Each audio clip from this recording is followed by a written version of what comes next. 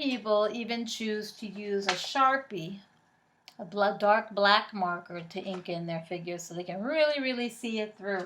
And I have no problem with that. Might recommend that too. But I can use the pencil line. I'm feeling confident enough. I think it's just so important to realize the freedom that you get when you have a map. So I'm just going to go freestyle here and use these figures. I know you can't see them so well, but I have to tell you, it's better to use an opaque paper or a semi-opaque than to use tracing paper, because if you were to use tracing paper over something like this, you'll see so much of what's behind your drawing that you won't see your drawing. I never recommend that, you know? So what I'm going to do is start in. I'm going to trace her head because I like it.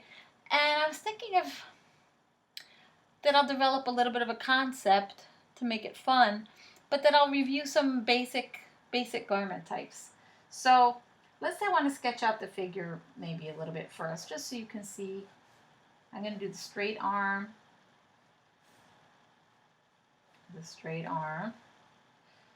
shape lightly so that you can see what I'm drawing off of this figure here.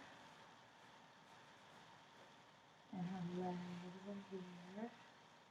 I'm going to put her in heels because it's fun. Now with the sketched figures, it is nice to leave a little space within between the legs. But again, if that's not something you experience on your own body, you know, maybe that's something you don't want to do in your drawings. But separating the legs a little bit can help you describe what's going on in the crotch of the garment a little more easily. Here's natural waist. Here's the wide hip. Here's the bust. At this point, I might make decisions about the bust.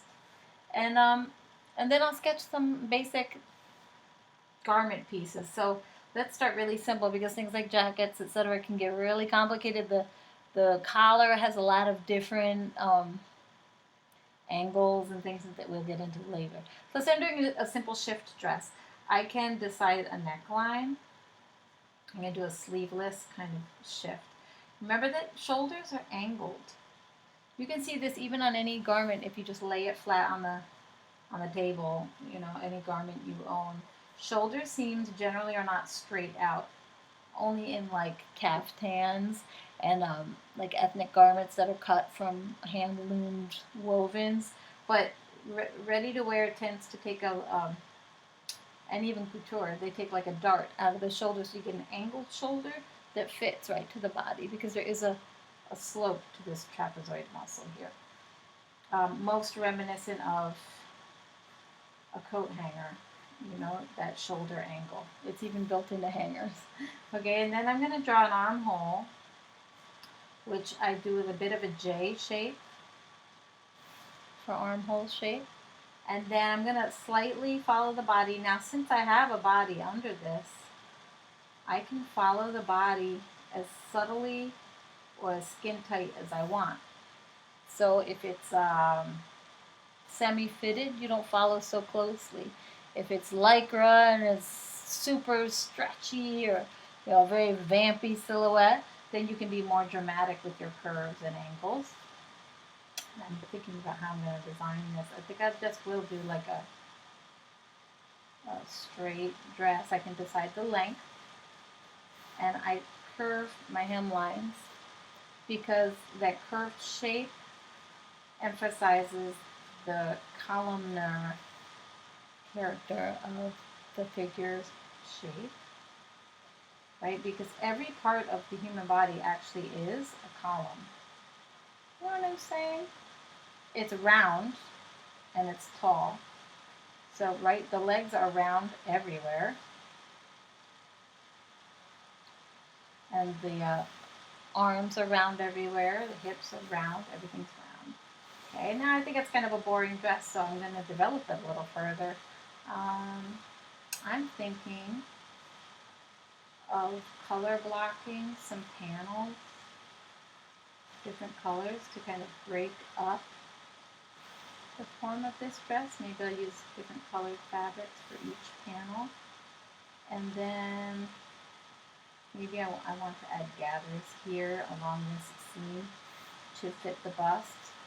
and then maybe gathers here. Maybe that's my concept, is that I want to play with gather in unexpected places.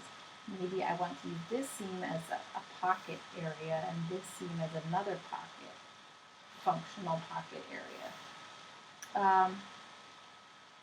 That's one other detail I could do. Where else could I add? I'm getting an idea, like there's something I could do here. Perhaps that this piece could be. Isn't it amazing how once you have the body, you could just start getting ideas? I'm thinking that there could be an opening here. Okay, anyway. And now I'm going to come in. I'm actually tempted now to do something with the sleeves. We're going to add some kind of a flared sleeve. And then I'll come in. Now she doesn't have a lot of personality yet, but that could be a lot of fun too. I think I just got inspired by my own hair today. And give her a big long bang and some lips.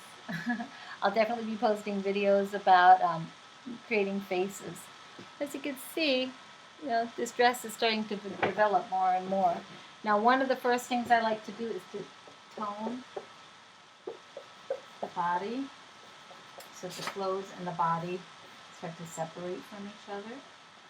Draw these arms in, and I'm actually going to add some big bauble bracelets because I think that would be a fun addition to the look. Watch this as I tone in the body by rubbing. The dress starts to move off of the body. Yeah, and I feel like I want to shorten this dress. Proportionately, I don't know. I just feel like perhaps what I want to do is add a gathered asymmetry to the dress. It's very short on one side, quite long on the other. Let's see how that looks. And of course, you know, I could take this one, you know what, and that inspires me to work with a longer sleeve on one side and a shorter sleeve on the other. Okay, and I can make notes.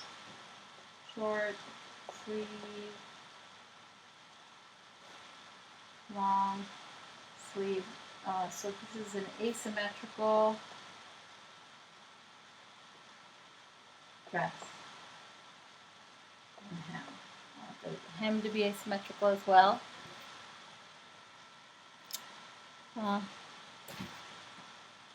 Still playing around here.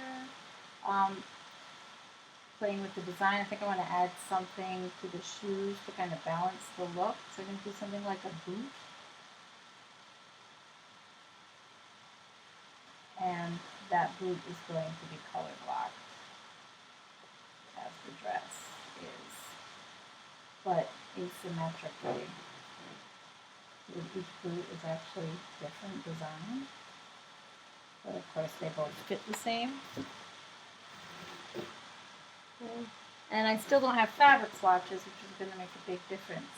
But I can, I'm going to shade under the bust, shade through the pelvis, and I'm going to break this skirt up into toned panels. So I'm making like a darker panel up here, a light, another tone here, another tone here.